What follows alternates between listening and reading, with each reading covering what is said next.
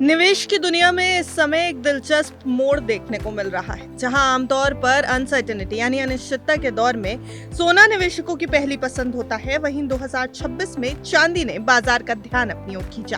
तेजी और गिरावट के इस खेल में चांदी ने ऐसा उतार चढ़ाव दिखाया जिसने निवेशकों को सोचने पर मजबूर कर दिया है। साल की शुरुआत में चांदी में जोरदार तेजी देखने को मिली, लेकिन ऊंचे स्तरों पर पहुंचने के बाद इसमें मुनाफा वसूली हावी हो गई और कीमतों में गिरावट दर्ज होने लगी। लेकिन अब चांदी पर चीन की एक चाल सामने आई है। ऐसे में सवाल ये उठ रहा है कि क्या कीमती मेटल्स की कीमतों में गिरावट सिर्फ एक नॉर्मल करेक्शन है या फिर बाजार में किसी बड़े बदलाव का संकेत। बताएंगे सब कुछ, लेकिन उससे पहले आज के सोने और चांदी का रेट जान लेते हैं। तो MCX पर 23 अप्रैल को सिल्वर और गोल्ड की कीमतों में गिरावट देखने को मिली है। गोल्ड 5 जून वाला कॉन्ट्रैक्ट अपने पिछले क्लोज से 606 रुपए गिरकर 1,52,051 रुपए प्रति 10 ग्राम पर खुला। तो वहीं MCX सिल्वर 5 मई कॉन्ट्रैक्ट पिछले क्लोज से 5,863 रुपए की गिरावट के साथ 2,42,501 रुपए प्रति किलोग्राम पर ओपन हुआ। कारोबार के दौरान गोल्ड 938 रुपए प्रति 10 ग्राम की गिरावट के साथ 1,51,719 रुपए के लो पर रहा।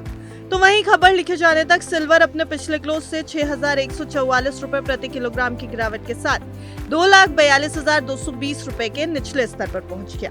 अब कारोबार के दौरान चांदी ने 2,44,530 रुपए प्रति किलोग्राम का हाई, तो वहीं सोने ने 1,52,200 रुपए का हाई बनाया।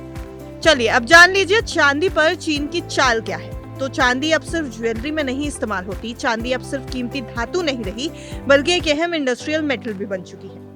यही वजह है कि दुनिया की सबसे बड़ी मैन्युफैक्चरिंग ताकत चीन सिल्वर में अग्रेसिव खरीदारी कर रहा है, आक्रामक खरीदारी कर रहा है। मार्च में चीन ने करीब 836 टन चांदी की खरीद की है, जो पिछले 10 साल के औसत 306 टन के मुकाबले लगभग 3 गुना ज्यादा है।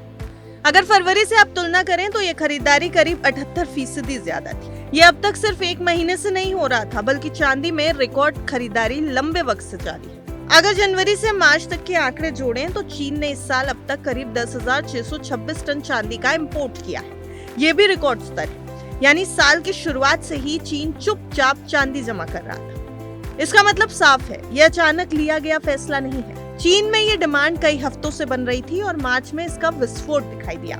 ये सिर्फ एक सामान्य ट्रेडिंग डेटा नहीं है, ये एक बड़ा संकेत है कि ग्लोबल सिल्वर मार्केट में कुछ बड़ा बदलाव हो रहा है। सोना महंगा होने से चांदी में भी निवेश की मांग में तेजी आई। रिटेल निवेशक अब चांदी में भी एक बड़ा निवेश कर रहे हैं। चीन की रिकॉर्ड खरीदारी सिर्फ एक डेटा नहीं, ये संकेत है कि दुनिया में ऊर्जा, टेक्नोलॉजी और निवेश का पैटर्न बदलता जा रहा है। चांदी अब सिर्फ ज्वेलरी नहीं रही, ये भविष्य की इंडस्ट्रियल धातु है, यानी एक इंडस्ट्रियल मेटल बन चुका है आने वाले समय का। लेकिन जहां मौका है वहीं रिस्क भी।